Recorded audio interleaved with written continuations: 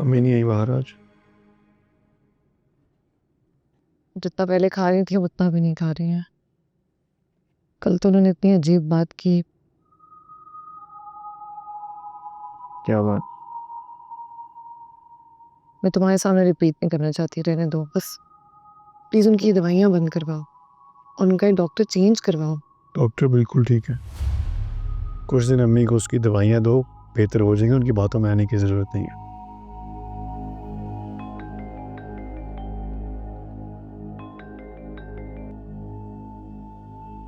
जी समी चाचा। जी बस कल ही हुआ है। समी अंकल को पता है कि फरहान ने ये सब क्यों किया है? नहीं, तो मुझसे पूछ रहे। खैर मुझे ऑफिस के लिए देर हो रही है, मैं जा रहा हूँ। तुम मुझे भी ऑफिस ड्रॉप कर दोगे? मैं सोच रहा था कि तुम कुछ दिन ऑफिस ना जाओ। जो सब कुछ हो रहा है मैं तुम्हें लेके कोई रिस्क लेना चाहता हूँ। बहुत खतरनाक है फरहान, उसको ट्रस्ट नहीं करता हूँ। मैंने गार्ड को भी इंस्ट्रक्ट कर दिया कोई घर से अंदर बाहर ना हो। तुमने इतने बड़े बड़े डिसीजंस ले लिए और मुझे बताना भी जरूरी हो। हाँ, रात कहाँ मिला। रात को मैंने इस चीज़ के बारे में सोचा, सुबह डिसीजन ले लिया। लेकिन अगर फिर भी तुम्हें ऑफिस जाना है तो मुझे मसला नहीं है। You can go, pick and drop तुम्हें मैं करूँगा। It's okay, I won't go. Thank you. मैं सब कुछ सिर्फ इसलिए कर रहा हूँ बिकॉज मैं तुम्हें लेके कोई रिस्क लेना चाहता हूँ, दैट्स ऑल।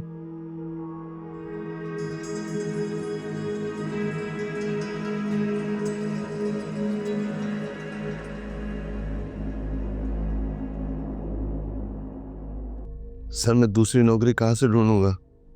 मेरे 3 छोटे बच्चे हैं सर। तो उन 3 छोटे बच्चों के बारे में आपको पहले सोचना चाहिए था। सर खुदा के वास्ते थोड़ा रहम करें, मैं बहुत गरीब आदमी हूँ सर। निकलो यहाँ से, निकलो।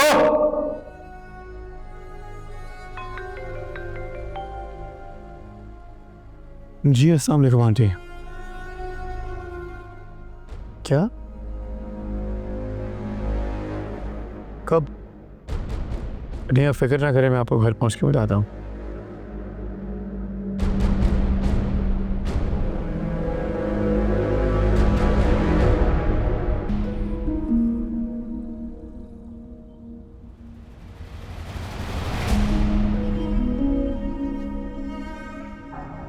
बेवकूफ लड़की फोन क्यों नहीं उठा रही है?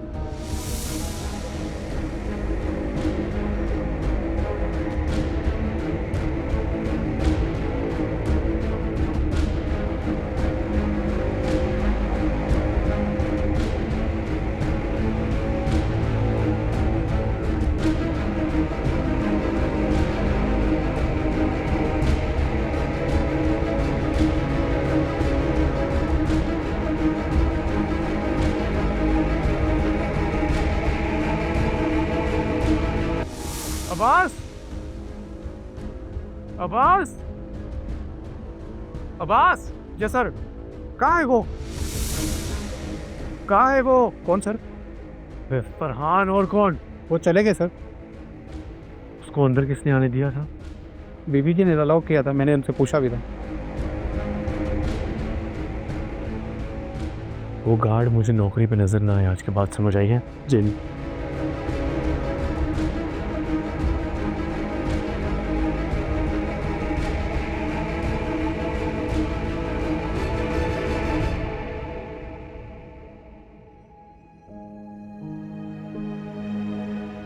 इतना कुछ हो गया और तुमने मुझे कॉल करना भी गवारा नहीं किया। मैं तुम्हें फोन कर रहा हूँ तो मेरा फोन नहीं उठा रही हो। शुक्र है आंटी ने मुझे बता दिया क्या हुआ। तुम्हारा ऑफिस जाना मैंने फरहान की वजह से बंद किया था। घर पे गार्ड को इंस्ट्रक्शंस दी थी गेट पे, और तुमने घर के अंदर घुसा दिया उसे।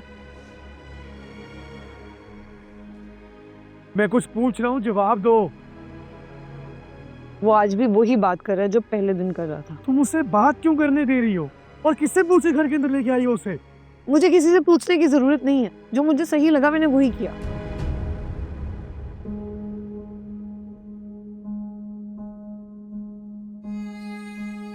तुम्हारे लिए बहुत परेशान था रमशा। मेरा मेरा वो मतलब नहीं था।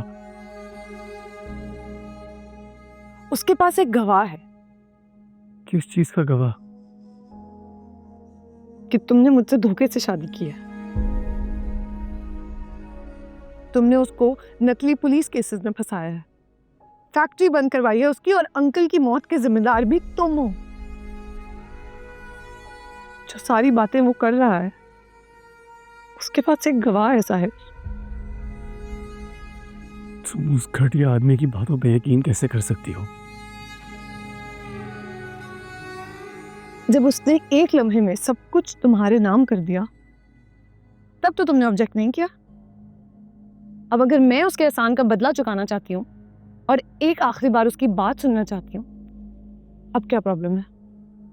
कुछ है?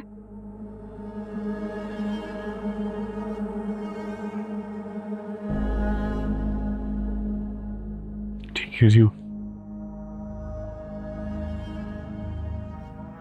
मैं तो खुद चाहता हूँ कि वो सुधर जाए, लेकिन मैं तुम्हें बता रहा हूँ रमशा, उसके पास कोई गवाह नहीं है। ये सब एक साजिश है। फिर तो डरने की कोई बात ही नहीं है। देखो, मैं चाहता हूँ कि सब कुछ बिल्कुल वैसा हो जाए, फरहान बिल्कुल वैसा हो जाए जैसा था। और तुम्हें अगर लगता है कि ये सब कुछ करने से चीज़ें ठीक हो जाएंगी तो ठीक है। I am sorry.